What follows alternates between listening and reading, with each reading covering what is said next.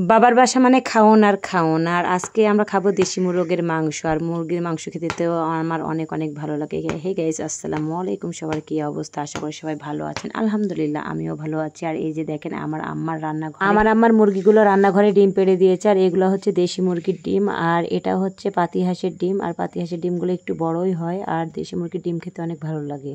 আমার আম্মা তালের দুধ বড়া কিভাবে বানায় সেই ভিডিওটা আমি আমার পরের ব্লগে দিয়ে দেবো ইনশাল্লাহ। আমার আম্মা মুরগির মাংস খাবে না, এই জন্য ডিম আলু রান্না করেছে, আর আমরা মুরগির মাংস খাবো।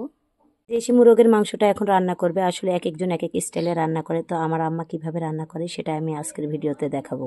মাংসগুলো তো একবারই ফ্রেশভাবে ধোয়াই ছিল, তাও আমি আবারও ধুয়ে এখন দিয়ে দিলাম কড়াইতে। তারপরে আমার আম্মা যেভাবে রান্না করবে সেই ভিডিওটা আমি আপনাদের সঙ্গে শেয়ার করব। পেঁয়াজগুলোকে কুচি কুচি করে কেটে নিয়েছি, এখন মাংসতে দিয়ে দিতে হবে। প্রথমে আমার আম্মা এখানে তেজপাতা আর গরম মশলা এগুলো দিয়ে দিচ্ছে মাংসতে। এখন গরম মশলাও দিয়ে দিল। এখন দিয়ে দিবে পেঁয়াজ কুচি। পেঁয়াজ কুচি দেওয়া শেষ।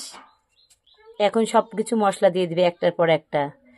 প্রথমে দিয়ে দিচ্ছে হলুদ গুঁড়ো, পরে দিচ্ছে জিরা গুঁড়ো, দিচ্ছে শুকনো মরিচের গুঁড়ো, স্বাদ মতো লবণ দিয়ে দিচ্ছে।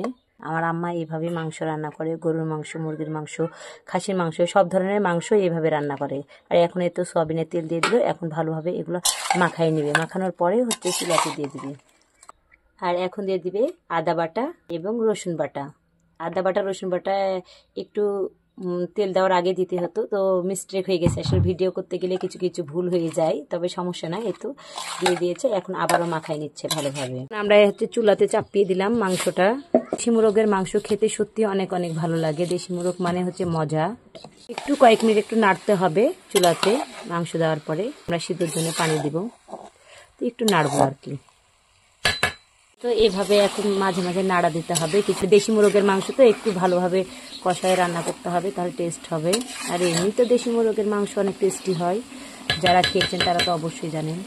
তালের বড়া বানাবে আর সে দুধ বড়ায়, সেই জন্য তালগুলোকে একটু মাঝে মাঝে নাড়া দিতে হবে, যেহেতু ফ্রিজে রাখা ছিল তালগুলো, এই জন্যে। আর এই তো মাংসটাকেও মাঝে মাঝে একটু নাড়া দিতে হবে। পানি দিয়ে দেবো সিদ্ধর জন্যে, আর দিয়ে দেবো, তারপরে কষাবো। কষানোর পরে হয়ে যাবে। সুন্দর কালার এসেছে। মাংসটার কি অবস্থা! এদিকে মুরগির মাংস রান্না করছে, আর ওইদিকে আরেকটা মুরগি ডাকাডাকি করতেছে। ব্যাপারটাই আলাদা, তাই না?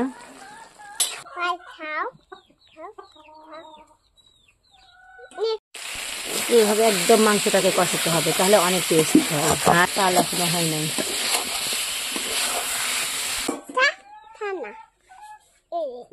এখন আমরা ঝোলের জন্য পানি দিয়ে দিব। তো পরিমাণ মতো আমরা ঝোল দিয়ে দিয়েছি। এই তো আমাদের রান্না শেষ। এখন আমরা তরকারিটা নামাই নিব।